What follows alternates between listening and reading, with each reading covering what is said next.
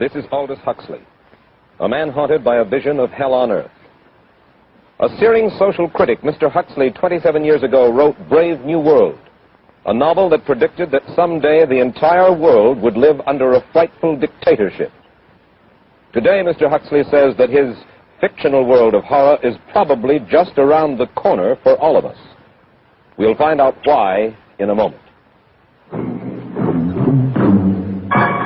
The Mike Wallace Interview, presented by the American Broadcasting Company in association with the Fund for the Republic, brings you a special television series discussing the problems of survival and freedom in America. Good evening, I'm Mike Wallace. Tonight's guest, Aldous Huxley, is a man of letters, as disturbing as he is distinguished. Born in England, now a resident of California, Mr. Huxley has written some of the most electric novels in social criticism of this century. He's just finished a series of essays called Enemies of Freedom, in which he outlines and defines some of the threats to our freedom in the United States. And Mr. Huxley, right off the bat, let me ask you this. As you see it, who and what are the enemies of freedom here in the United States? Well, I don't think you can say who in the United States. I don't think there are any sinister persons deliberately trying to rob people of their freedom.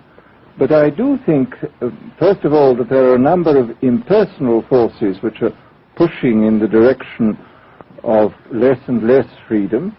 And I also think that there are a number of technological devices which anybody who wishes to use can use to accelerate this process of going away from freedom, of imposing control. Well, what are these forces and these devices, Mr. Huxley? I should say that there are two main impersonal forces. The first of them is not exceedingly important in the United States at the present time, though very important in other countries. This is the force which in general terms can be called overpopulation, the mounting pressure of population pressing upon existing resources. This, of course, is an extraordinary thing. Something is happening which has never happened in the world's history before. I mean, let's just take a simple fact that between the time of the birth of Christ and the landing of the Mayflower, the population of the Earth doubled. It rose from 250 million to probably 500 million. Today, the population of the Earth is rising at such a rate that it will double in half a century. Well, why should overpopulation work to diminish our freedoms?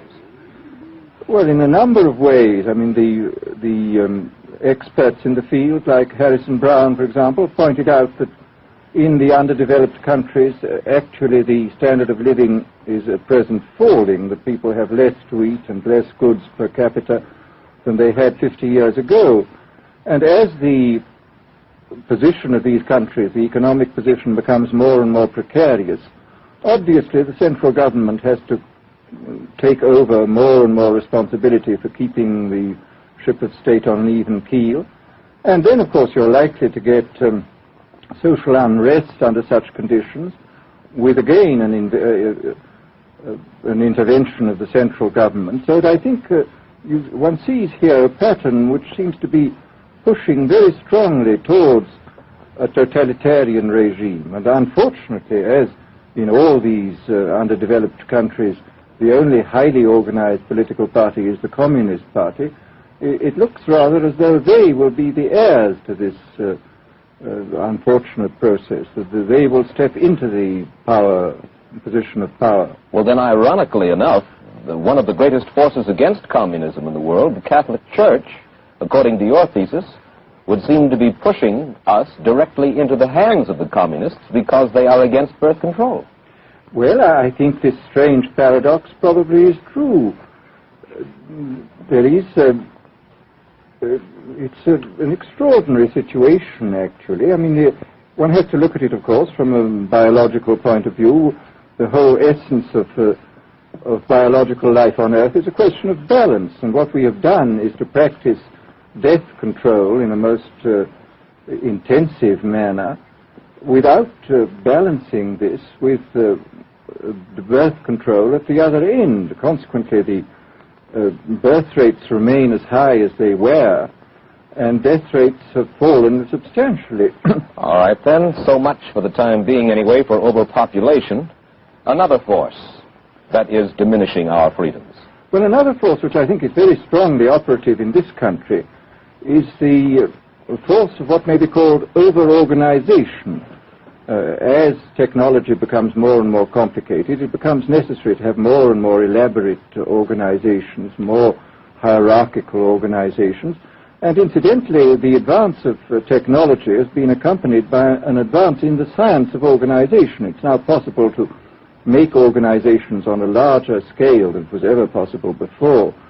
And so that you have more and more people living their lives out as subordinates in these hierarchical systems controlled by bureaucracies, either the bureaucracies of big business or the bureaucracies of big government. Mm-hmm. Mm-hmm.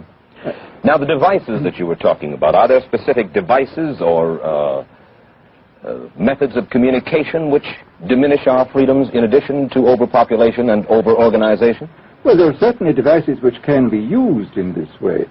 I mean, let us take, after all, a piece of very recent and very painful history is the propaganda used by Hitler, which was incredibly effective. I mean, what were Hitler's methods? Hitler used terror on the one kind, brute force on the one hand, but he also used a very efficient form of propaganda, which he was using every modern device at that time. He didn't have TV, but he had the radio, which he used to the fullest extent, mm-hmm. and was able to impose his will on an immense mass of people. I mean, the Germans were a highly educated people.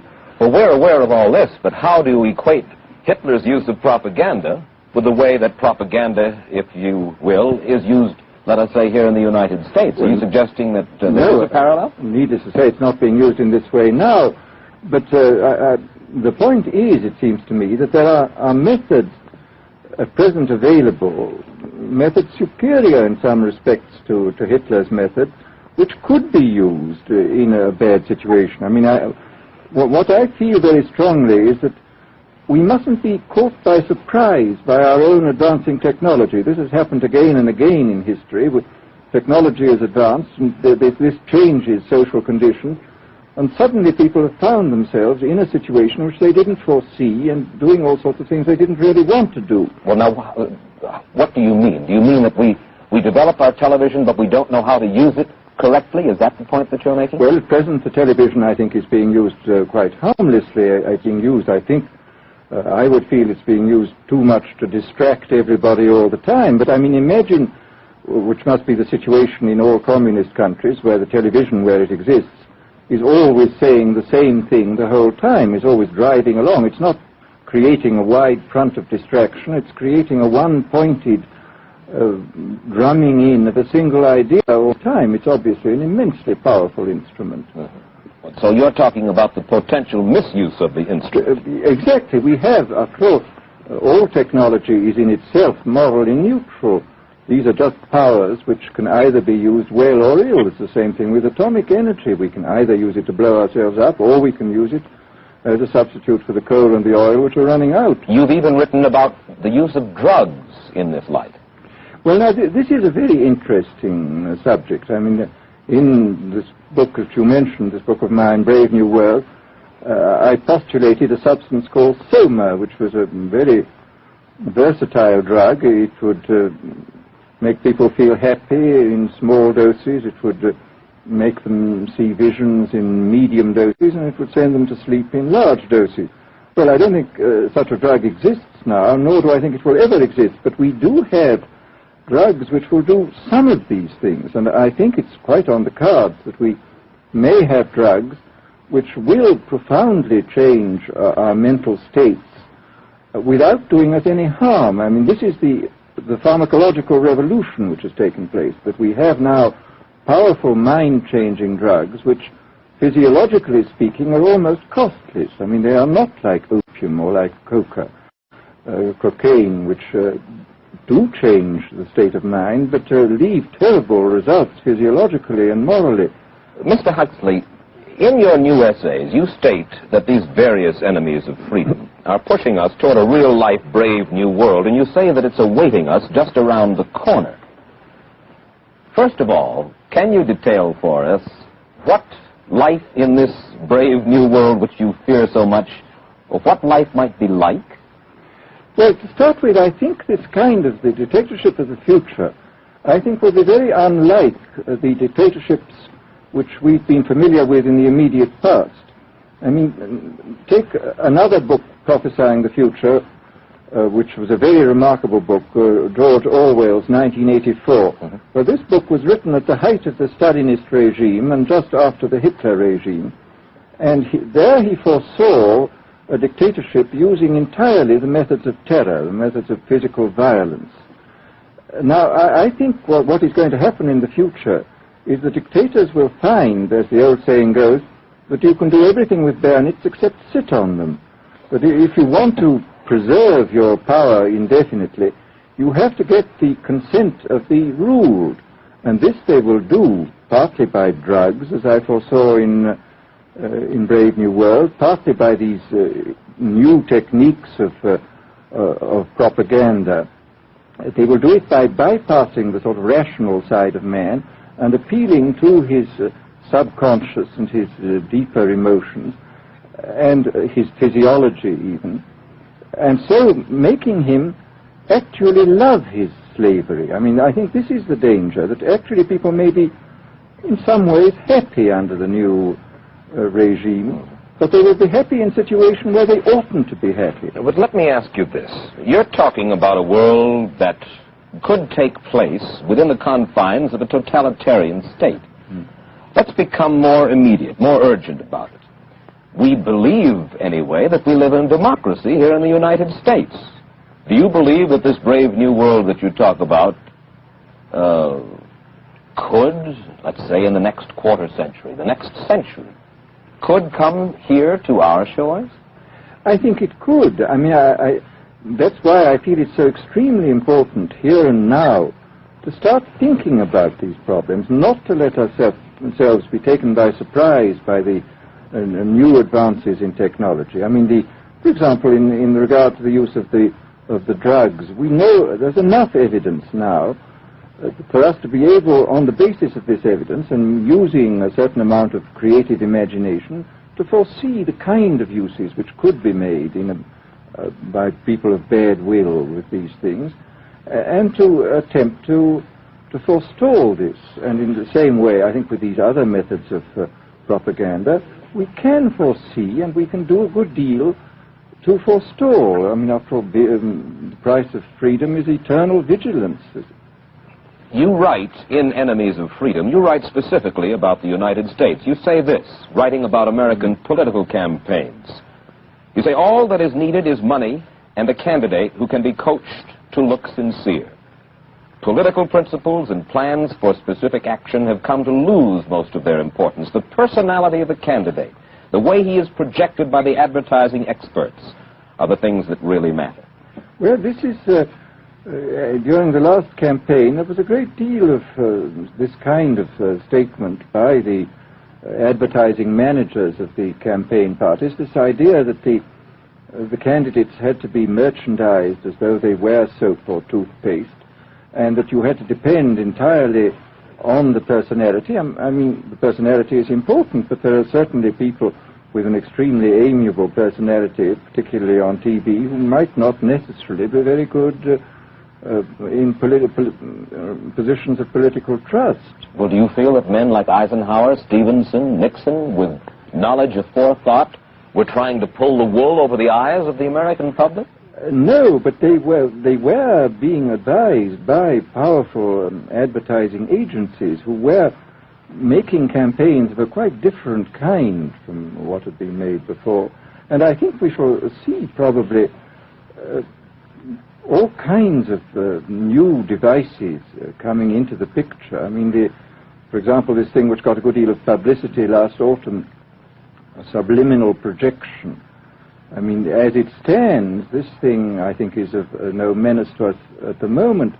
But I was talking the other day to one of the people who has done most experimental work in the psychological laboratory with this, were saying precisely this, that it is not at the moment a danger, but once you've established a principle that something works, you can be absolutely sure that the technology of it is going to improve steadily.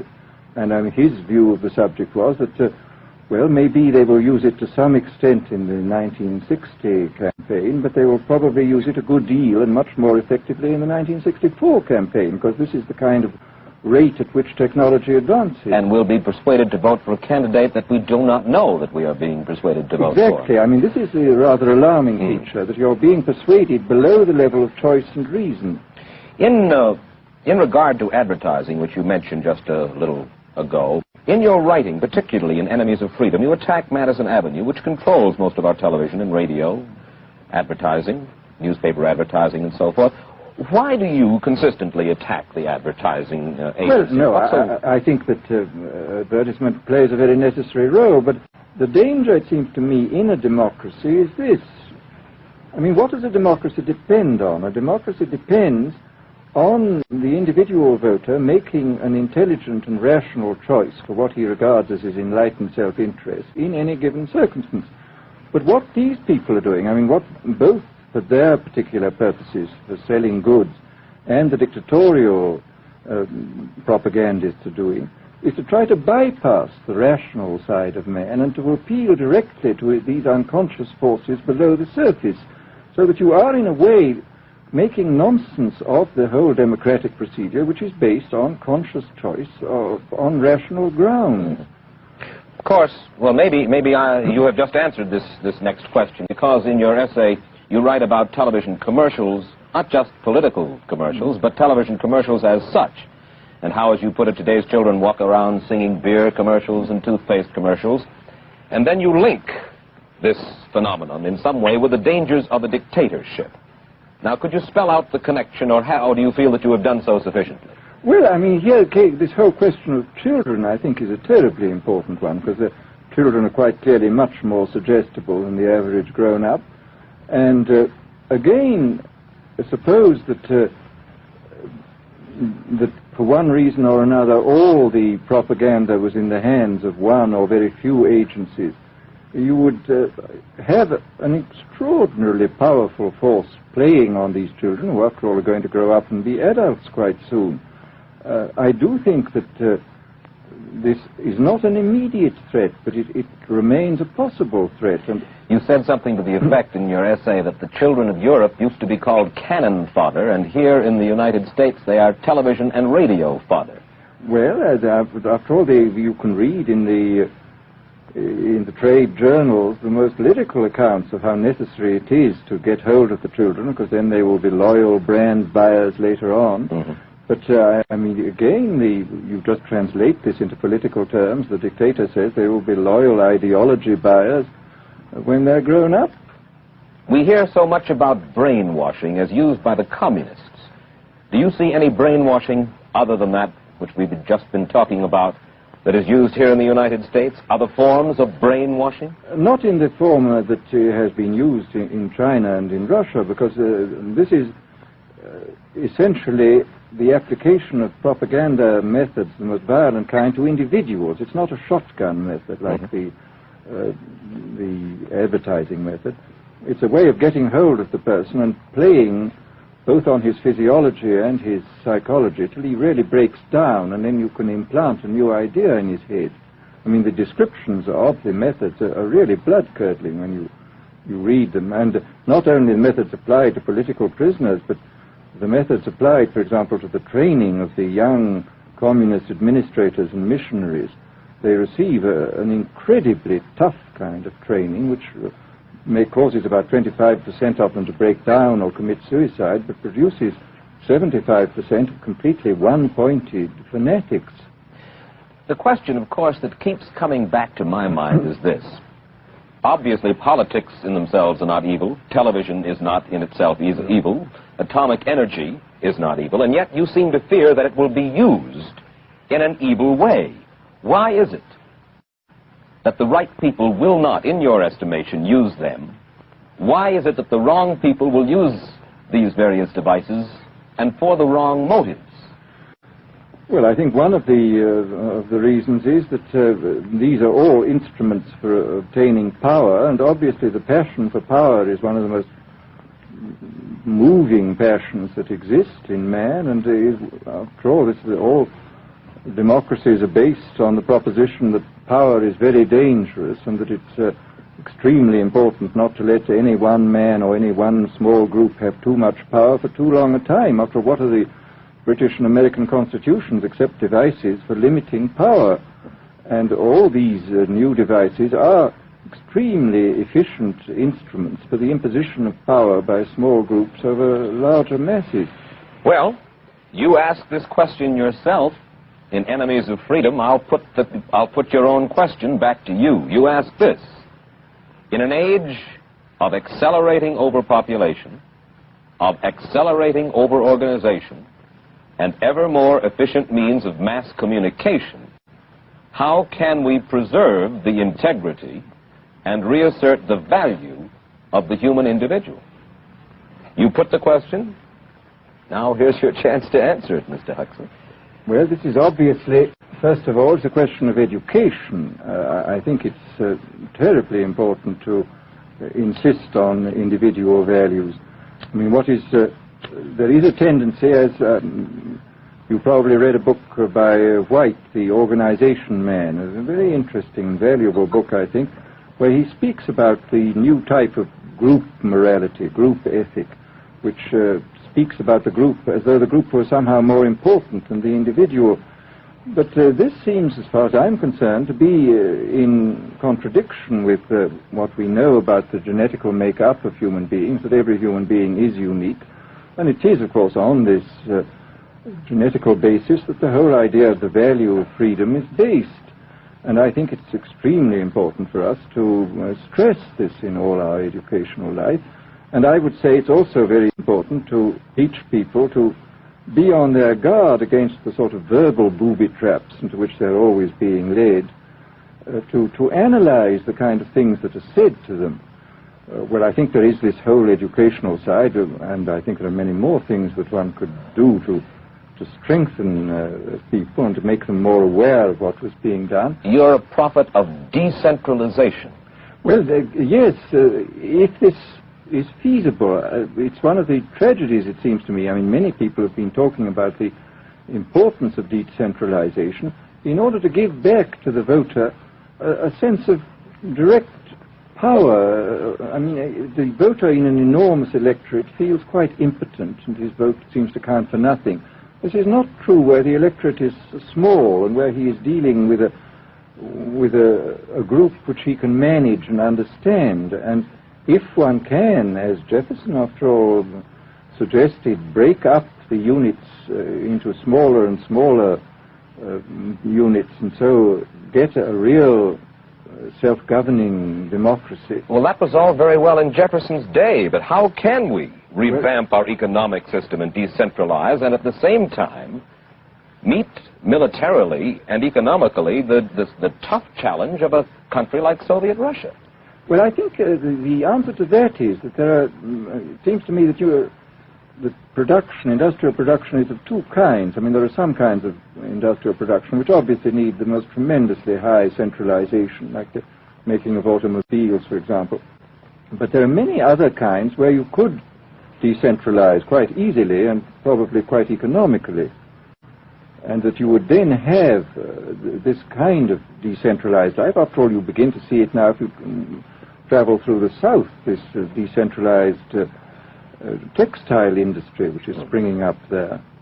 Mr. Huxley, let me ask you this, quite seriously. Is freedom necessary? As far as I'm concerned, it is, yes. Why? Is it necessary for a productive society? Yes, I should say it is. I mean, a genuinely productive society. I mean, I think you could produce plenty of goods without much freedom, but I think the whole sort of creative life of man is ultimately impossible without a considerable measure of individual freedom, that initiative, creation, all these things which we value, and I think value properly, are impossible without a large measure of freedom. Well, Mr. Huxley, take a look again at the country which is in the stance of our opponent anyway it would seem to be there, Soviet Russia. It is strong and getting stronger economically, militarily. At the same time, it's developing its art forms pretty well. It seems not unnecessarily to squelch the creative urge among its people, and yet it is not a free society. It's not a free society, but here is something very interesting, that those members of the society, like the scientists who are doing the creative work, are given far more freedom than anybody else. I mean, it's a privileged aristocratic society in which, provided that they don't poke their noses into political affairs, these people are given a great deal of prestige, a considerable amount of freedom, and a lot of money.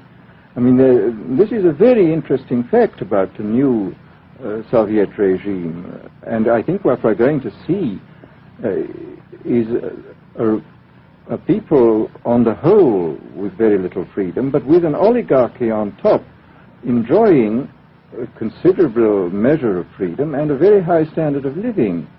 And the people down below, the epsilons down below, enjoying very little. And you think that that kind of situation can long endure? I think it can certainly endure much longer than a situation in which everybody is kept down. Because, I mean, they can certainly get their technological and scientific results on such a basis. Well, the next time that I talk to you then, perhaps we should investigate further the possibility of the establishment of that kind of a society, where the drones work for the queen bees up above. Well, but yes, but I must say I still believe in democracy. If we can make the best of the creative activities of the people on top, plus those of the people on the bottom, so much the better. Mr. Huxley, I surely thank you for spending this half hour with us, and I wish you Godspeed, sir. Thank you. Aldous Huxley finds himself these days in a peculiar and disturbing position. A quarter of a century after prophesying an authoritarian state in which people were reduced to ciphers, he can point at Soviet Russia and say, "I told you so." The crucial question, as he sees it now, is whether the so-called free world is shortly going to give Mr. Huxley the further dubious satisfaction of saying the same thing about us. Stay tuned for a preview of next week's interview. Till then, Mike Wallace, good night.